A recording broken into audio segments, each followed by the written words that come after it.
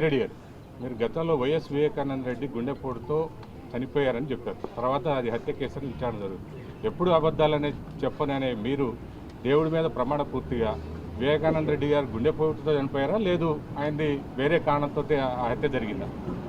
ఆ రోజు ఉదయం ఆయన మరణించినటువంటి రోజు మీలాంటి విలేకరు ఎవరో ఫస్ట్ టైం నిద్ర లేయంగానే నాకు ఫోన్ వచ్చింది. నేను ఏ ఫోన్ కాల్ అయినా ఎత్తుకుంటా, అన్నోన్ కాల్ అయినా. నిన్నటి నుంచి ఫోన్ ఆపేశా, కృష్ణ గొడవ పడలేక. ఎవరో ఫోన్ చేసి అడిగితే నాకు నిజంగా ఆశ్చర్యం అనిపించింది. వివేకానంద రెడ్డి చనిపోవడం ఏంది, గుండెపోటు ఏంది, ఆయన సన్నగా చాలా హెల్తీగా ఉంటారే అని ఇమ్మీడియట్గా పులివెందులకి ఫోన్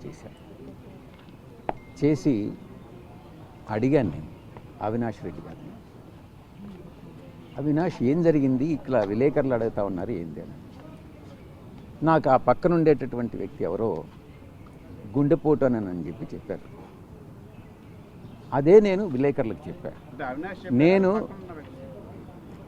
చెప్పారు మొత్తం మీద ఆ ఫోన్, అప్పుడు అందరూ కూడా బిజీగా ఉండి ఉంటారు. మొత్తం మీద నేను ఫోన్ చేసినటువంటి మాట వాస్తవం. ఆ ఫోన్లో నాకు వచ్చినటువంటి ఇన్ఫర్మేషన్నే నేను విలేకరులతో షేర్ చేసుకున్నానే కానీ నేను అవినాష్ రెడ్డికి ఫోన్ చేసిన మాట వాస్తవం. ఆయన ఎవరికో ఫోన్ ఇచ్చిన మాట వాస్తవం, పక్కన ఎవరికో. ఆయన నాకు చెప్పినటువంటి మాట వాస్తవం. అదే విషయాన్ని నేను విలేకరులకు చెప్పినటువంటి మాట వాస్తవం. అవినాష్ రెడ్డితో నిర్ధారించుకోలేదు.